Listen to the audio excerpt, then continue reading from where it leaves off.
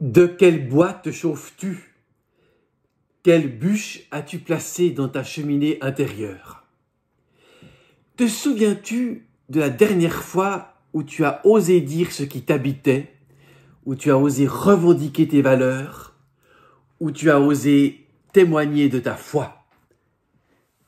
Combien de fois reculons-nous devant l'occasion de dire ce que nous croyons, par souci de ne pas être compétents, de ne pas trouver les mots justes? Combien de fois avons-nous été lâches, tièdes, peureux? Lorsque Jésus appelle ses premiers disciples, il n'a pas vraiment l'air de se demander si ces hommes ont vraiment les compétences pour le suivre. Il ne leur demande pas non plus, à eux qui ont un travail, une famille, s'ils ont seulement envie de tout lâcher pour le suivre. « Venez à ma suite, dit Jésus. » Et aussitôt, laissant là leur filet, ils le suivent.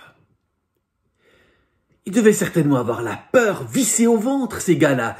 Ils ne devaient pas être sûrs d'eux, ils ne savaient certainement pas s'ils auraient les dons, les capacités requises pour cette mission complètement folle. Et pourtant, ils y sont allés. En un instant, ils ont tout lâché et se sont mis en route derrière Jésus. Ils se sont mis en chemin. Et c'est exactement ce que Jésus attendait d'eux, qu'ils le suivent et qu'ils se mettent en route. Parce que finalement, peu importe les capacités, les dons ou la formation, ils se mettent en chemin.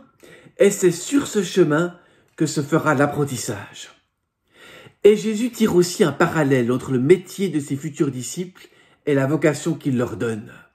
De pêcheurs de poissons qu'ils sont appelés à devenir pêcheurs d'hommes. C'est pas un trait d'esprit ou un trait d'humour de la part de Jésus. Il dit à ces hommes que ce qu'ils ont accompli jusqu'ici leur sera utile à l'avenir. Ces hommes savent bien ce qu'est l'attente, de longues heures passées sur les barques. Ils savent ce qu'est la lassitude et le désespoir parfois de remonter des filets vides.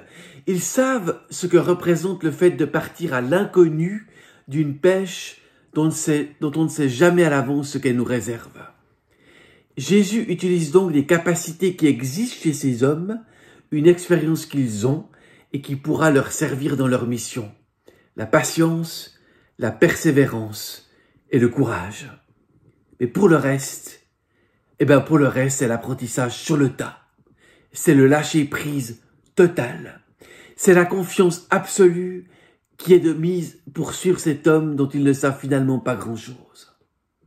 Aujourd'hui, je ne crois pas que le Christ ait changé de langage ou de manière de procéder. Il nous interpelle de la même manière. Là où nous sommes, au cœur de nos activités quotidiennes, il nous dit « Viens, viens à ma suite ». Alors, allons-y le cœur léger. Qu'est-ce qui nous retient encore? Cette bûche qui te chauffe, es-tu enfin décidé à la partager?